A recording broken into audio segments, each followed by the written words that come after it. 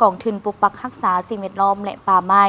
จัดกองประชุมสภาบริหารกองทุนปกปักรักษาสิ่งแวดล้อมและป่าไม้สมัยสามัญครั้งที่ 14กองประชุมดังกล่าวได้จัดขึ้นในวันที่ 18 กุมภาพันธ์ 2026 โดยการเป็นประธานของห้องศาสตราจารย์ปริญญาเอกลินคำดวงสวรรค์รัฐมนตรีกระทรวงเกษตรกรรมและสิ่งแวดล้อมทั้งเป็นประธานสภาบริหารกองทุนปกปักรักษาสิ่งแวดล้อมและป่าไม้มีบรรณาธิการห้องประธานและคณะกรรมการสภาบริหารกองทุนพร้อมทั้งมีผู้ต่างหน้าจากสภาแห่งชาติกระทรวงที่เกี่ยวข้องเข้าร่วมในกองประชุมครั้งนี้ท่านประธานสภาผู้บริหารกองทุนได้กล่าวว่านับแต่ปี 2021 หา 2025 กองทุนปกปักรักษาสิ่งแวดล้อมได้สนองทุนให้กิจกรรมและการติดตามกวดกาการปกปักรักษาสิ่งแวดล้อมได้ 70 ตื้อกีบสนองให้แก่เวียกงานติดตามกวดกาคุ้มครองเครื่องป่าของดง 17.7 ตื้อกีบและสนองงบประมาณให้เวียกฟื้นฟูป่าและปลูกไม้ทดแทนให้ท้องถิ่น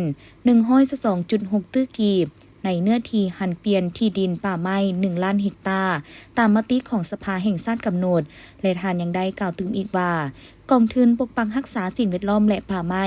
ได้ปฏิบัติพระบทบาทหน้าที่ของตนประกอบส่วนย่านแยงถึนฮอนเข้าใส่เวียกงานปกปักรักษาสิ่งแวดล้อมและป่าไม้ในระยะผ่านมาและในปี 2026 นี้ก็จะได้สู่สนปฏิบัติแผนงบประมาณที่ได้รับการอนุมัติจากกระทรวงการเงินใน 6 เดือนต้นปีเป็นมูลค่า 48 ตื้อกีบจากนั้นท่านพัฒนครคันธามีไซหัวหน้าห้องการกองทุนปกปักรักษาสิ่งแวดล้อมและป่าไม้ได้ขึ้นเสนอการจัดตั้งปฏิบัติเวียกงานของกองทุนปี 2021 หา 2025 และที่ทั้งแผนการ 2026 หา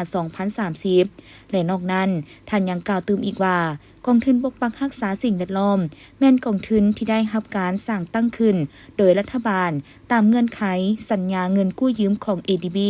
โครงการเงินกู้มหาภาคสิ่งแวดล้อมและสังคมระยะโครงการ 4 ปี 2001 หา 2004 ในเวลาต่อมากองทุนจึงได้รับการสั่งตั้งขึ้นในปี 2005 ตามดำรัสว่าด้วยกองทุนปกปักรักษาสิ่งแวดล้อมฉบับเลขที่ 146/นย.และปรับปรุงในปี 2017 ฉบับเลขที่ 94/ลบ.จุดประสงค์เพื่อระดมคนขวายทุนจากภายในและต่างประเทศในใจสะสมทุนเพื่อตอบสนองให้แก่เวียกงานการคุ้มครองทรัพยากรธรรมชาติและปกปักรักษาสิ่งแวดล้อมและป่าไม้แบบยืนยงประกอบส่วนให้แก่การจัดแผนพัฒนาเศรษฐกิจสังคมแห่งชาติในระยะ 5 ปีผ่านมาห้องการกองทุนปกปักรักษาสิ่งแวดล้อมและป่าไม้ได้เอาใจใส่อย่างตั้งหน้าในการจัดตั้งปฏิบัติเวียกงานคุ้มครองการเงินสนองทุนและให้การบริการในการคุ้มครองโครงการสากล